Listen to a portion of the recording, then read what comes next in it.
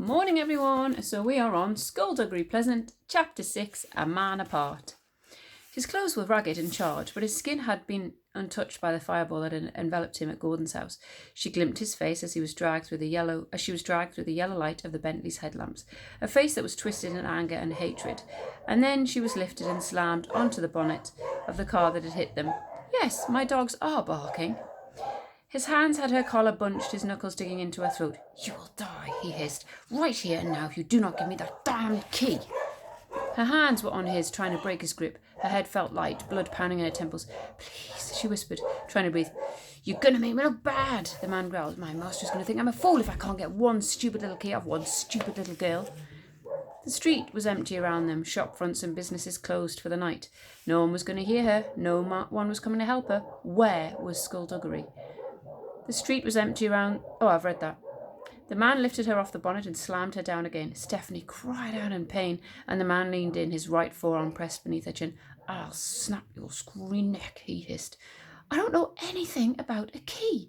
Stephanie gasped. If you don't know anything, you're of no use to me, and I'll kill you right here.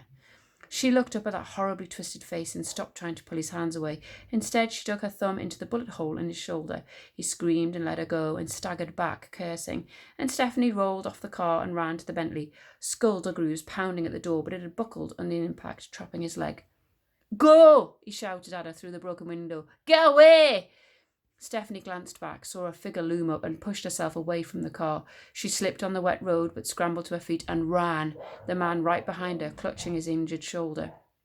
He lunged and she ducked, caught a streetlight and swung herself from her course. The man shot by her and sprawled onto the pavement. She took off the opposite way, passing the two cars and running on. The street was too long, too wide, and there was nowhere she could lose him. She turned off into a narrow lane and sprinted into the shadows. She heard him behind her, heard the footsteps that seemed to be moving much more quickly than her own. She didn't dare look back. She didn't want the fear that was lending her speed to suddenly sabotage her escape. It was too dark to make out anything ahead of her. She couldn't see one arm's length ahead. She could be about to run smack into a wall, and she wouldn't. Wall! Stephanie twisted at the last moment and got her hands up and hit the wall, then pushed away, kicking off without losing too much momentum, continuing around the corner. The man couldn't see in the dark any better than she could, and she heard him hit the wall and yell out a curse. Up ahead was a break in the darkness. She saw a taxi pass. The man slipped and stumbled behind her. She was getting away. All she had to do was run up to the nearest person she could find, and the man wouldn't dare follow her. Stephanie plunged out of the shadows and screamed for help, but the taxi was gone, and the street was empty. She screamed again, this time in desperation. The streetlights tinted everything orange and stretched her shadow out before her. Then there was another shadow moving up behind, and she threw herself to one side as the man barreled past, narrowly missing her. The canal was ahead, the canal that flowed through the city. She ran for it, aware that the man was once again behind her and gaining fast. She felt his fingers on her shoulder. The first touch was fleeting, but the second, definitely a grip. His hand curled around her shoulder and tightened just as she reached for the edge of the canal, and she managed to throw herself forward before he could drag her back. She heard a panicked shriek from behind and realised she had pulled him after her. Then the freezing water enveloped them both. The cold stunned her for a moment, but Stephanie fought it and kicked out. She clutched at water and dragged it down to her sides, just like she had done countless times off the haggard beach. Now she was moving up to where the lights were.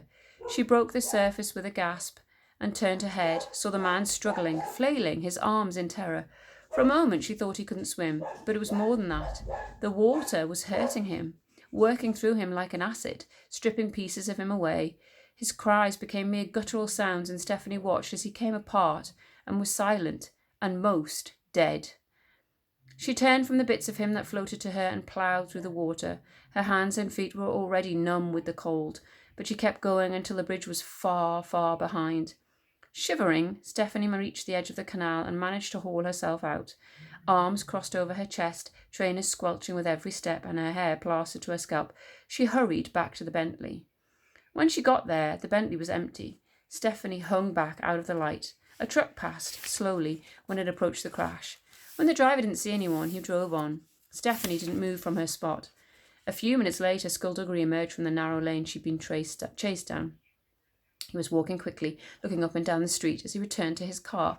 Stephanie stepped out of the shadows. Hey, she said. Stephanie, Skulduggery exclaimed, rushing over to her. You're all right. I went for a swim, she said, trying to stop her teeth from chattering.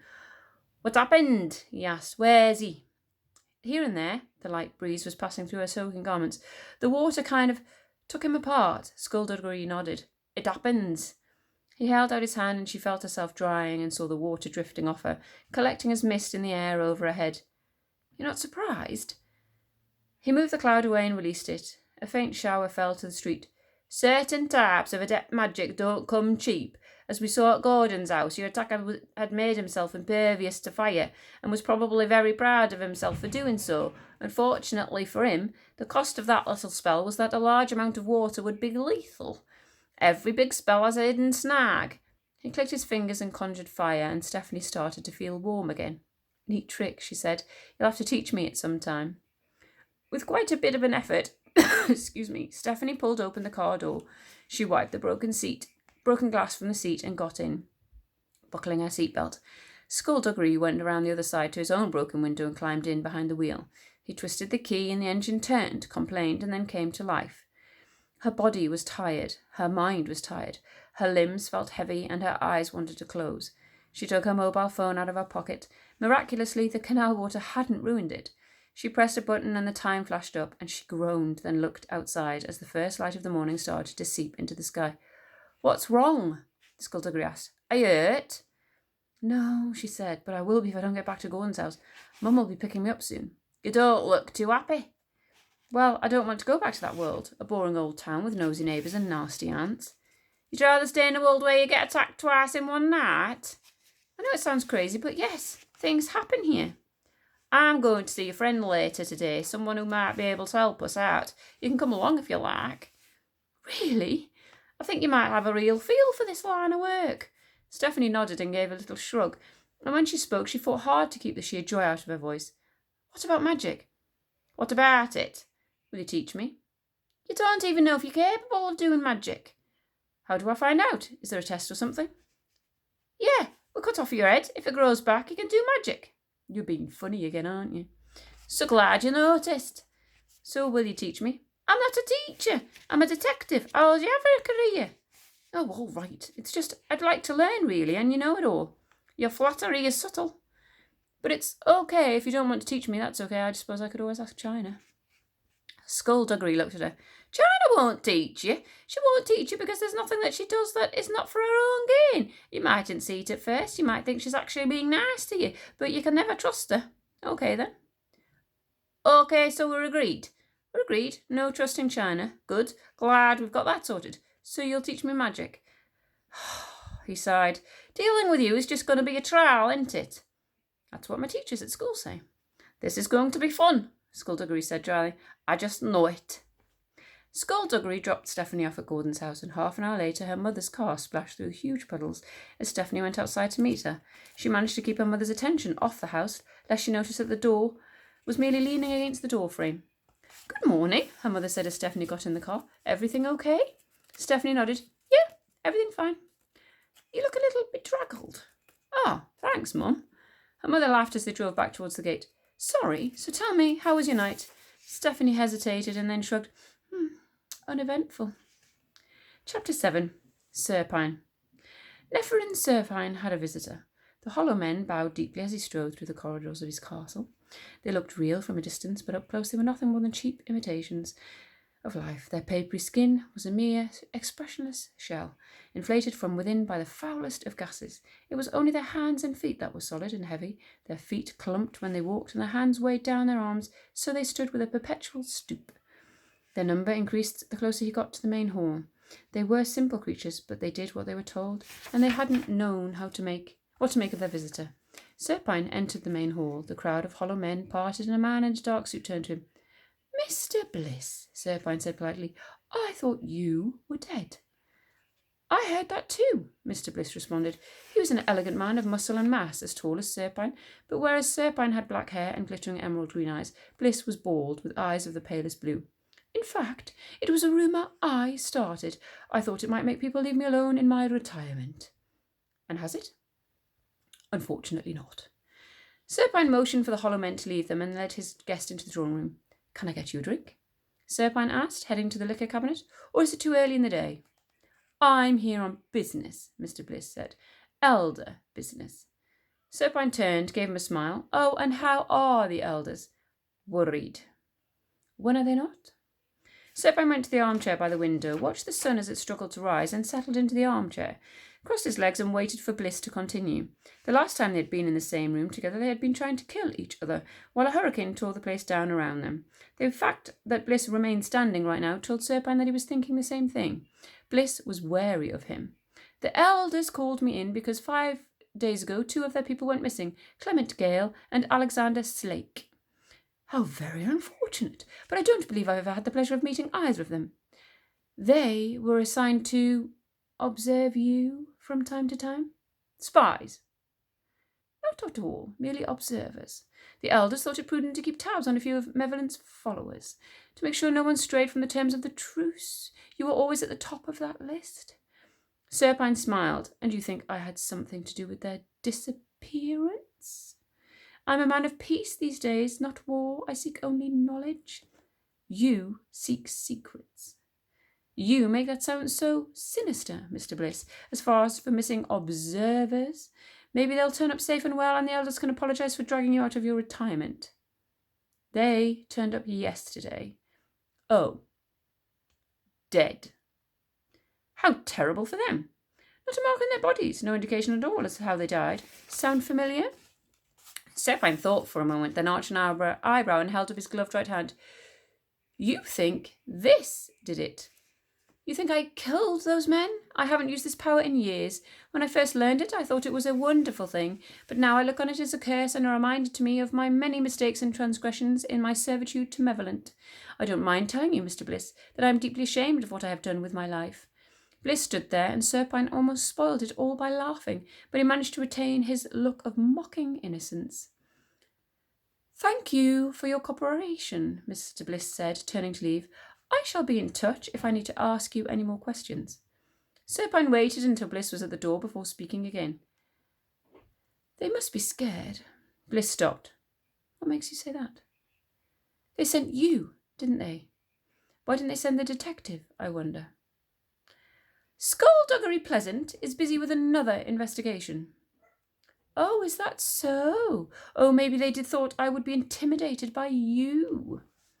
They thought you'd listen to me. This truce will only hold for as long as both sides want it. The elders want it to hold. That must be nice for them. Mr. Bliss looked at him. He was trying to read his thoughts. Be careful, Nefarian. You might not like what's at the end of this road you are on currently. Serpine smiled. You're sure you won't join me for a drink? I have a plane to catch. Going somewhere nice? I have a meeting in London. I hope that goes well for you. We'll have a drink some other time then. Perhaps. Mr. Bliss inclined his head in a small bow and left. Chapter 8. Ghastly. Stephanie went to bed as soon as she got home and woke up at a few minutes past 2 in the afternoon.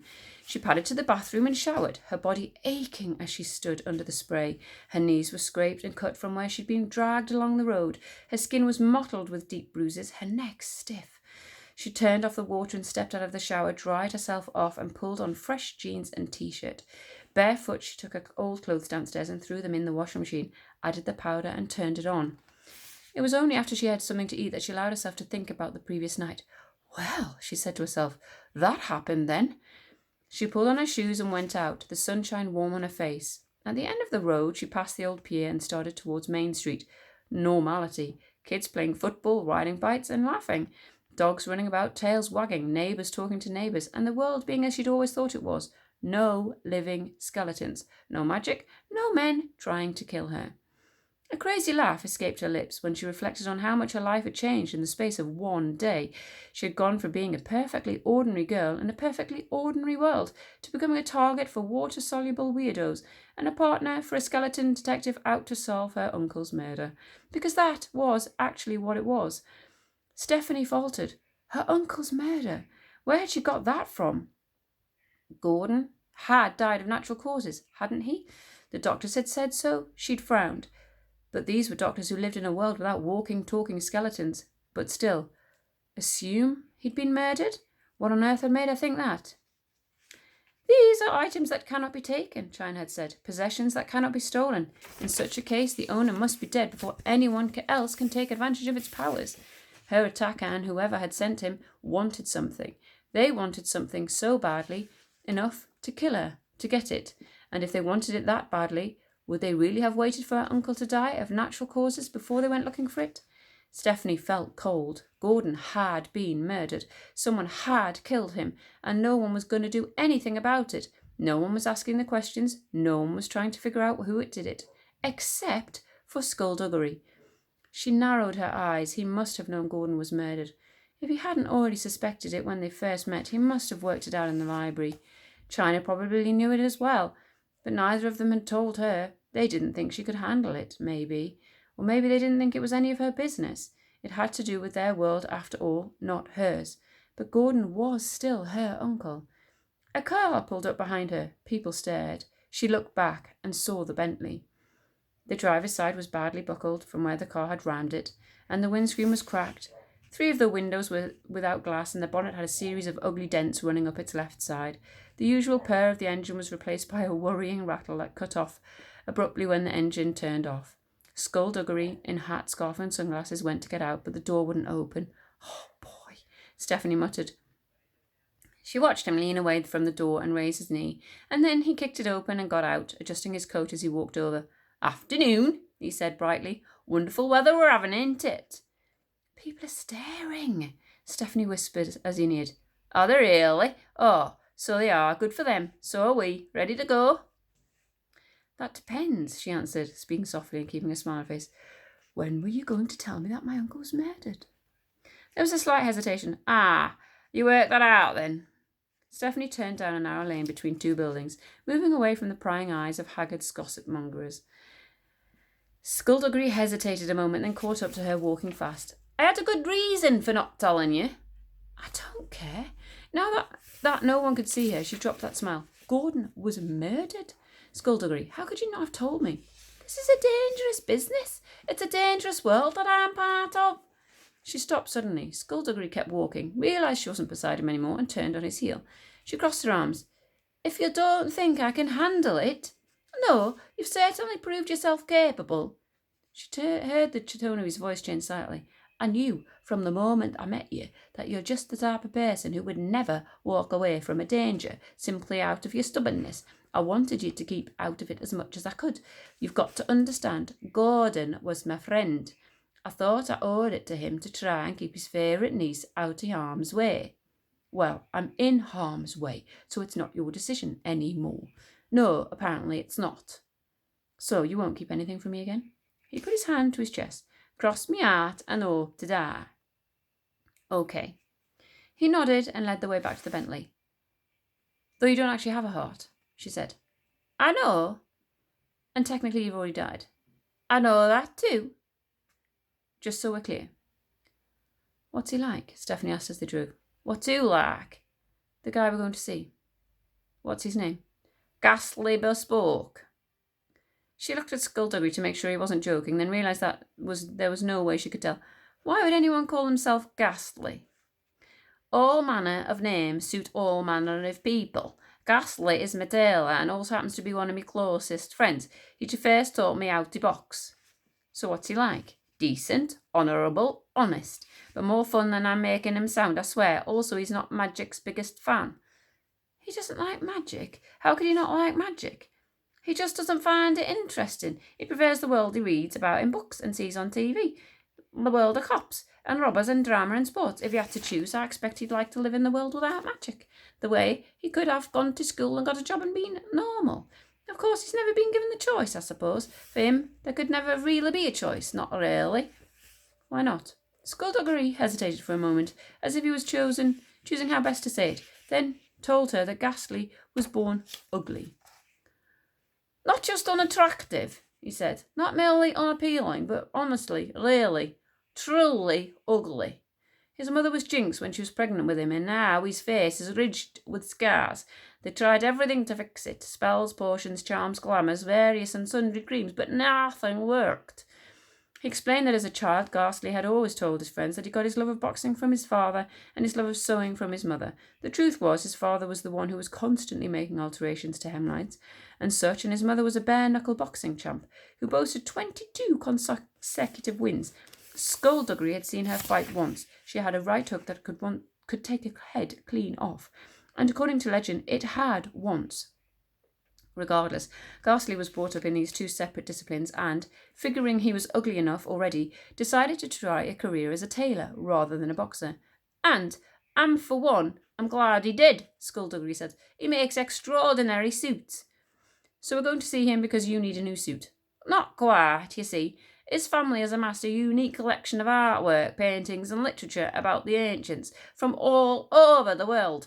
Included are a couple of rare volumes that could be very useful indeed. All anyone knows about the sceptre is based on half-forgotten myths. Those books and whatever else is in Ghastly's collection will hold a far more detailed description of the lengths, legends about what the sceptre does, and in theory how one would go about defending oneself against it. They parked and got out. The neighbourhood was dirty and run down, and people hurried by without even glancing at the battered car in their midst. A little old lady shuffled past, nodding to Skulduggery as she went. Is this one of those secret communities you were telling me about? Stephanie asked. Indeed it is. We would try to keep the secrets as uninviting as possible so no casual passers-by will stop and have a look around. Well, you've succeeded. And that's where I'm going to leave it today. We will pick it up tomorrow. See you later. Bye-bye.